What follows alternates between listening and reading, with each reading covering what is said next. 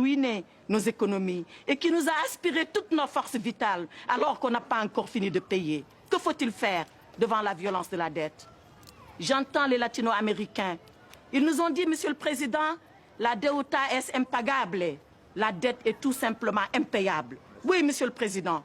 Elle est impayable parce qu'elle est illégitime. Elle est impayable parce qu'elle est violente. Elle est impayable parce que tout simplement, elle est insoutenable. À la violence de la dette vient s'ajouter le bradage de nos biens publics, de nos services publics, de nos services sociaux de base, la privatisation. Après avoir privatisé la santé, alors que entre juin et septembre 2005, 42 000 personnes sont mortes du choléra, cette maladie du Moyen-Âge qu'on croyait à jamais éradiquer de nos villes et de nos campagnes. Mais qu'on n'aille pas plus loin, Monsieur le Président. Ici, dans cette chambre, gît et gémit un malade. Entendez-vous sa complainte? Elle m'est parvenue aux oreilles et nous privatisons la santé. Ce n'est pas fini. On privatise l'éducation. Conçue comme un droit universel, l'acquisition du savoir et de la connaissance, qui doit être la chose la mieux partagée. Pendant que 2/3 de nos enfants sont analphabètes, on nous demande de payer pour acquérir le savoir et la connaissance. Ce n'est pas fini, Monsieur le Président. On a privatisé, on a bradé nos services publics. Comment privatiser l'eau, Monsieur le Président? Le Djoliba, le Sénégal, le Zambèze, le Limpopo, nos fleuves privatisés avec nos contes, nos légendes, nos traditions, enfouis dans les courants, dans les rivières et dans nos lacs. Cela n'est pas admissible.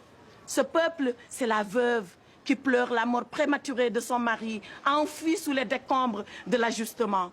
Ce peuple, c'est l'orphelin qui réclame le sein de sa mère, emporté dans les couches, alors qu'il exigeait tout simplement un dû, les soins primaires de santé.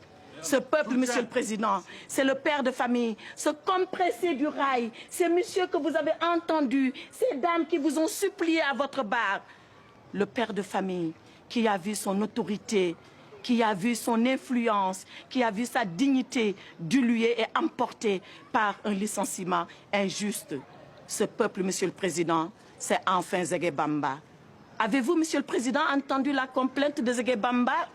Ce paysan qui vous dit, mais pourquoi comme alors je ne sème pas? Pourquoi quand je sème je ne récolte pas? Et pourquoi quand je récolte je ne mange pas? C'est cette Afrique, Monsieur le Président, qui vous demande dignement, humblement, modestement, mais légitimement justice, Monsieur le Président. Alors vous la lui rendrez, sa justice à l'Afrique. Vous la lui rendrez, non pas en condamnant la Banque mondiale, non. Vous la lui rendrez tout simplement, Monsieur le Président, en renvoyant la Banque mondiale, le FMI, l'OMC, le G8, tous leurs affidés et leurs complices à leur mission première, celle-là qu'ils n'auraient jamais dû oublier et qui met l'homme comme finalité de toute action humaine.